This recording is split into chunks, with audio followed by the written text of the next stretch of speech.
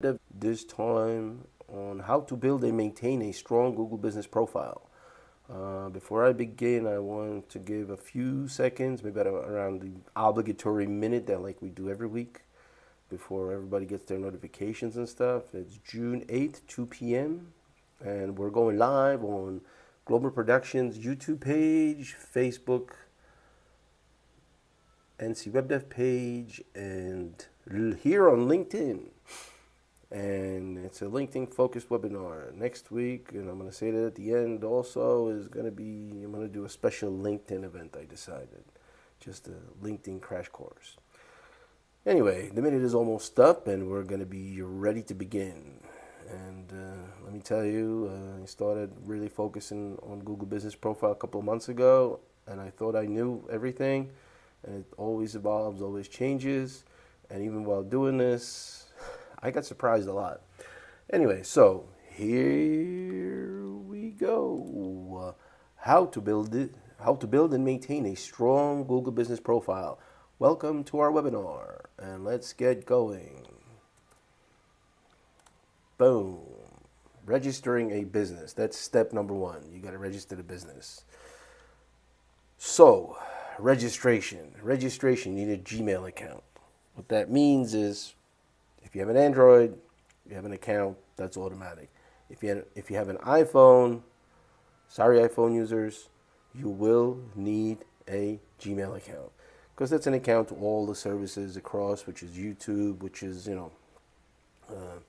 everything on Google. So, Gmail account, a simple step. Next one is contact info. Seems pretty logical. I mean, you want to be registered someplace, so you need your address, you need your telephone number, your emails, stuff like that.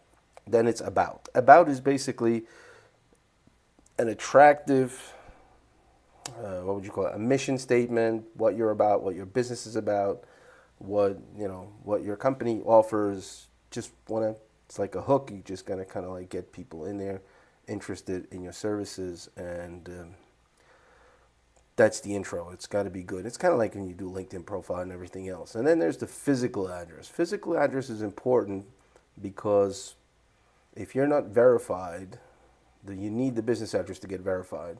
If you don't have a physical address, you don't have access to a lot of the features that I'm going to show you here. And I'm actually at that point too, because as I was doing this, I changed the address of the business. And then I'm disconnected from many services this week because I changed the address and the new address is not verified. So I started setting it up. I put the new address in, then I walked away from it. I was like, oh, let me do a couple of screenshots of the stuff that I've set up. Whoops, you're not verified. I was like, oh. So I had to send that thing, request and stuff. I'm going to get into the next one. So anyway, it's verification. That's why it's separate. That's why it's a separate topic, because physical address needs to be verified. Google, if you're not verified, you don't get on Google Maps. That's basically what it comes down to. So let's get on to the next slide, which is profile elements. And number one starts with, before getting started, it is vital to verify. That doesn't mean you don't use the other functions. That doesn't mean you can't fill out the stuff, information, but it means that if you don't get verified, the information does not get displayed, and you don't get use some of the features such as performance. That's perform. If you click on this in your profile, you're gonna see you don't have access to performance. Sorry, I don't have access to performance, so I can't show you what that looks like because I'm not verified. So that's the number one thing. Number two is many features will not be publicly displayed. That's what I'm talking about. For example, like performance, and same thing with updates, which is going to be the next slide. And the important thing is only verified profiles get on Google Maps. So if you use a Google search and people will search you out, they will find you on the regular search. However, going into Maps, you will not be there. You will not get displayed. So, and doesn't cost anything. It's not you have to pay something for it. This, for example, that's when you get into Google Ads. Then you're going to need to pay money there, and that's a separate account, but it still goes in under your one username. So that's why it's important to get a Google account and then Gmail account of some sorts, and then you take it from there, all the services and stuff like that. So that's That's that. And the next two statistics are important. 76% of people look for a company's digital footprint before visiting location. What does that mean? Well, over 90% or 96% or something like that, whatever I was saying, this, the exact statistics in the previous weeks. 76% of people, 96% of people search your business out before they go visit you, before they go in person to your store, to your office. They will look at Google Maps. When they look at Google Maps, they're going to see your profile. Well, do you have one? How good is it? Is it attractive? Or do you have stuff that's outdated and they're going to go, oh, well, I don't know what kind of business that is. Well, walking in, that doesn't mean they're not going to come to your store, but walking in, they already don't have a good impression. So Google Business Profile with everything updated is key, because crushing majority of people just use that. They just go and look at that. Look at you and check you out. And it does not even, that's the footprint does not only mean Google Business Profile. It just means also your LinkedIn, your website, and everything else. It's just the overall digital footprint. But the Google Business Profile is one of the first, because they're going to search you out on Google. They're going to see that profile. They could click on the maps. They could see all the stuff, and they get a basic info. So I guess Google would be the first contact point for most. So, that's why it's important. 63% of consumers say they're likely to check Google reviews, Google Maps, and search. So 76% of people will check out your digital footprint. 63% of all consumers will look at Google reviews. And we're going to get to that. I think it's the last slide that I have prepared, but it's important. So this, again, Google Maps, Google search, get verified, get the profile. Webinar is over. That's it. No, it's not. But it's just, those are the key things, and many people don't realize that. And it's about being dated or undated or outdated. You just need to be up to date.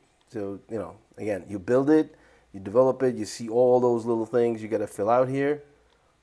All these aspects got to be in here, filled out, but also need to be maintained. Once you set it up, it's not like once and then next time you come back is in 10 years. You need to keep these updated. There's Q&As people can ask you. There's messages people can send you. There's bookings we're going to get into individually. Calls, of course, and photos. So those are all the different aspects of this. Next. Updates. Yeah, I just changed the address, so I'm kind of, I don't get the privilege of showing you the updates today, because they hide them until I get that letter, and then I put the code and you see it right there. But I already work with that, so that doesn't mean I can't talk about it. So basically what happens is news. The updates is a section that's below. I think if I go back to the previous slide, I think I could show you on the previous slide where that is, and it actually says that there too. On the previous slides, update your customers. Keep your customers up to date about your business over here. Add an update. But when I click on the add update, you're going to see the one that I had before. So add update, me in my profile will take me to that. Otherwise, there was a nice little YouTube Shorts video. There was an invitation to the webinar. There was a blog post. So, I had everything set up there. But, Google decided they can't, well, they didn't decide. They have the rules. So, my bad. And I kind of did that to myself inadvertently, and I realized, oh damn, I was like, I should have waited another week after the webinar, then I could have showed exactly everything. Anyway, so that's the thing with the updates. That's the showing, and that's why you couldn't see those screenshots and pictures and images and stuff like that. But what goes in there, the top, the updates should be your news. Any company updates, changes, innovations, new services, expansions, whatever you're trying to do, whatever you just did, changed, updated, well, that all goes on there. New service, new clients, even references, stuff like that. Events. For companies that organize events and need to get people in there, whether it's concerts, whether it's corporate events, whether it's sales events or whatever. If you're going to be at an event or if you're running an event, that's what you're going to put in here, in those little things. And it actually has a timer sort of on it, well, deadline, like I'm going to be running at this event, it's going to end on that date, and Google will notify some of the people that follow you. Google will do, they will promote you. They will, it's part of SEO. Google Business Profile is a huge part of SEO. And, if you want to be regional, this is the way you get people into your regional events and interactions. Next is your blog posts. Again, linking your website to your Google Business Profile is key because over here, blog posts, writing. Oh, whoop, we're on the next page. Blog posts, If you write blogs, put them on your Google Business Profile. It doesn't have to. If you write 2 or 3 a week, doesn't have to be that way. You don't have to put every single one there, but keep the good ones. And you say, listen, I just put out a good one. Let me let it sit there for a month. Actually, that spot, the updates section, Google will have those things displayed there for some time. I'm not sure what that time limit was, but after a while it disappears. So it's good to keep that updated because it will not show it for more than a certain amount of time unless you put an update there with a sort of a timer. So, it gets a little involved. So, but the blog posts, you get backlinks, you get traffic. So it shows up. People search your business out. They'll look at that and they'll be like, oh, look, they don't only offer this. They also have the profiles. They do the profile stuff. They have the blog post, and this is an interesting information and can help you sales, promotion, new products you have. All that stuff can be on a Google Business Profile. And then, of course, I had the webinar, and this is what we're doing today. Like today, I had the webinar link so people could register, sign up for notifications from the webinar. But unfortunately, I did not finish verifying, so therefore I don't have the link for the webinar to show you, and I couldn't even test the results of if anybody showed up through that link because it's not being displayed until I get the code in back to Google. Oops. So anyway, next, what you need is multiple contact methods. Multiple contact methods. Everybody knows about address, email, phone, and website, of course. But Google Business Profile also allows you to have secondary email and secondary phone. So there's one thing about the little call button on there. Right here, you got that little phone call. It's not the same one, but I just had that as an example. So yeah, you have that call button, and you can actually do even appointments, which is the next one. But the call button is your primary number, but you can also have secondary, and I think there's like 2 or 3, 4 maybe numbers, so people can reach you with different things. You could separate it. Like I said again, the Google Business Profile gets very involved, very detailed. They're almost trying. To me, it almost looks like they're trying to replace websites, which they would love to do, because then you would just browse Google, and that would be awesome for them, because they would just take over the world. But it's always important to have a website as well and separate. Appointment setting link, something like a calendar link, or we use the HubSpot in our case. Again, back to the first screenshot I was showing. So we connected to this. We connected this to the HubSpot. You go in there. Actually, I have a service where I help people with what I'm describing here. There's a service for $249. Will help you set up everything, verify all that stuff, get involved, get into all the little details, and get every single stuff, and teach you all the fields and all the different brackets or positions that are services that people offer, or Google offers, and you offer to people through Google. So we can help you with that. So that's where I put that. So it's an appointment link. You set it up, and then that's actually connected to payment directly, and then you just set up the time, and we help you out. And it's all just, again, you go to the website and find that as well. But here you have it right on the Google profile. So the more touch points you have, the better off you are. And same thing with online appointment links. For example, you could say on Google Business Profile, you don't have to come in for certain services or consultations. We could do it through Zoom, so you could connect even directly your Zoom scheduling. But we have it connected where I have click the HubSpot, and HubSpot creates a Zoom link. So then you get that back, so that you know where we're going to be connecting. And then Google Business Profile messages. Those are important because they're sort of like Messenger messages, WhatsApp, and everything else. But here again, it goes right through the maps, and the people can send you a question, an inquiry, something that they need from you, whatever. It's a communication tool. Much like you use Twitter, much like you use anything else, you can communicate through business profile as well.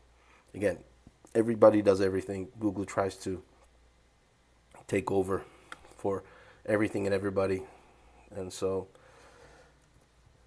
But it's important to use, and I did get a few messages here and there. People are not used to it, I guess, that much, but it's good to have there. Every touch point matters, and sale happens between 8 and 13 touch points. So however many times you can touch people, you're good. So the better, more chances for a conversion.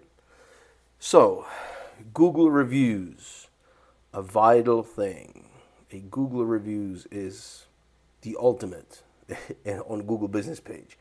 I have not been actively seeking that much, only the last month or so, the Google reviews. So, and it's hard. It is hard to get people to review because people are not motivated. And so the problem with Google reviews is if you stay passive with it, basically you're going to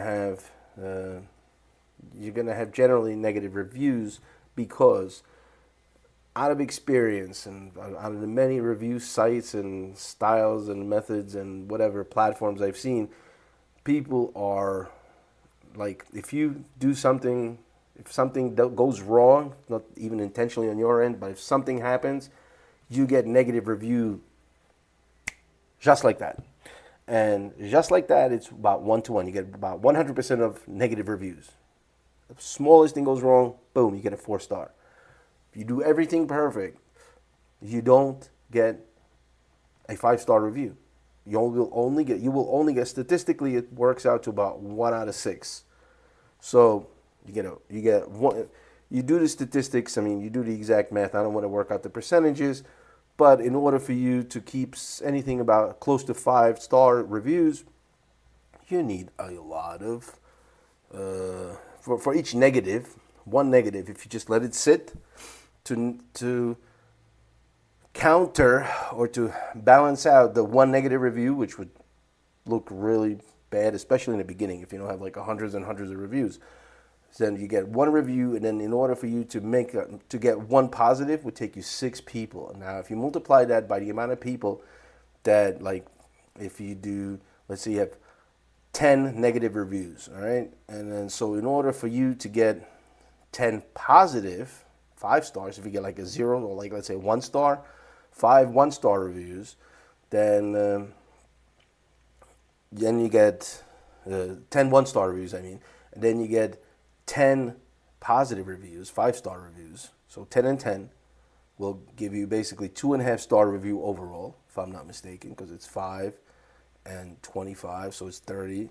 So, no, it's 20, 20. Yeah, it's half, because half and half, so it's, I don't want to do the math. I'm not in a math mood today, but but positive reviews, 6-to-1. So basically, in order to make up for that, to get anything close to over 4 stars, you need 6. So just to get those 10, you would have to get 60. That's what I was trying to say. I got sort of confused in that, but anyway, to get 10 negative reviews is easy. To get 10 positive takes 60 customers. That's basically what I'm trying to say here, without doing the statistics. I'm like, just like I said, math is not on my brain. So what you got to do is you got to actively seek the 5-star reviews. Well, actively, what does that mean? Actively means you remind your customers, you talk to them, you ask for it, because they're not going to go out and just say, oh, I just thought today, well, I got to give them the 5-star reviews. That's the 1 out of 6. But if you tell them, listen, hey, we would really appreciate it, and here's a pen, and we'll give you a free something for next time, or you get a free coffee with a positive 5-star review or a positive review, we'll give you a free cup of coffee next time. Papa John's does that all the time. Oh, you get a free papadilla, just fill out your customer experience. Guess what? Those are reviews. And if you're in person purchase, for example, again, insurance, hairdressers and stuff, ask for it while you're there. All right, well, you're happy with my services, please give me a 5-star review. Interactive, because people, they have plenty of their own stuff on their mind. They're not going to go out and just say, oh yeah, I gotta remember. They won't. But if there's something in it for them, they're more likely. So by being active, you could knock down that ratio 1 to 6 to maybe 1 out of 2, which would be great. Offer discounts, free gifts, as I mentioned. And lastly, about this one is never, never, ever, ever, ever, never, ever buy reviews. I was getting a bunch of reviews and Google deleted them even if they were real, because those are people that did not really do many reviews. They're not really active. One of my friends actually said, well, this is my first review ever. I was like, well, and then, guess what? Google deleted it. Despite that was a real review, I worked with him, I did stuff for him, but he just never leaves reviews. So he gave me a review and Google deleted it. I'm not going to fight it. One review. I'm not going to argue about that. But imagine what happens if you pop up like 1 million reviews. Same thing goes for YouTube. But, oh, yeah, it was a great YouTube channel. There's free views. Oh, no, free, but, give us $20 and we'll give you these reviews. Don't buy it. They know it. Those are hacks, and people will, people will do that. People will take money from you, and Google knows, and Google will delete all those reviews. And it's just time and money wasted, and you just basically sponsored somebody's fun stuff. Oh yeah, we do special SEO for $10, but they don't do anything. It's kind of like I have to mention it again because I haven't mentioned AI yet, but yeah, it's they have. It's like those people that will say, oh yeah, I can get 10 600-page articles, or no, 10 600-word articles in an hour. Yeah, because you use ChatGPT and they're poor quality. So that's a nice way to get that done. And, then just take your money, and the articles are worthless. And nobody works for $10 an hour in a professional field where they're going to be writing, can't even make 600-page articles in an hour, 600 word articles. So you can't barely do one in an hour. If you're really good, you probably can do one, but you're not really going to do more than that. Anyway, so much for the reviews, but they are vital. Again, I will remind you, work on reviews. That's that's the number one thing that everybody, and you know it too. When you go to restaurants, you always look at reviews, and whatever service you're going to buy, is it a good hotel rooms, whatever, you're always going to go for reviews. An important thing, and one thing that I personally have been sort of neglecting, but not really neglecting. It's kind of like,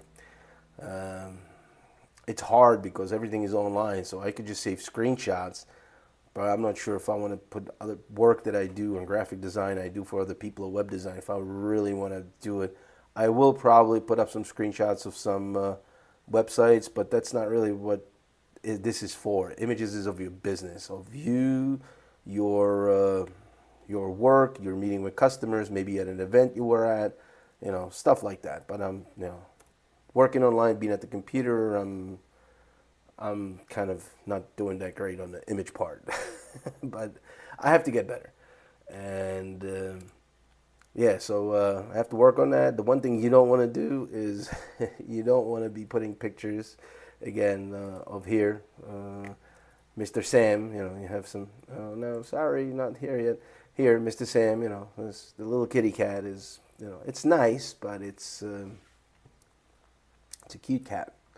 But it has nothing to do with your business. It's not gonna make your business look more professional. It's just not. It's a cat. It's something that belongs home. Don't put animals. I mean, I've seen this on so many things and so many websites. I was like, oh yeah, we have a family dog here at the office. I'm like, God, yeah, great. You have a dog. How is that gonna get me new tires if you have a dog? Yeah, it's cute, but it's not business. It's a Google business profile. If it was a Google kitty cat or dog profile, put it on there. If you have an animal shelter, yeah, great picture.